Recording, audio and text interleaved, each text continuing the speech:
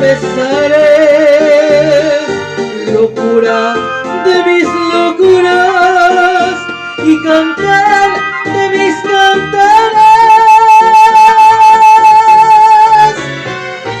Sangre que va por mis venas, mi amiga y mi corazón.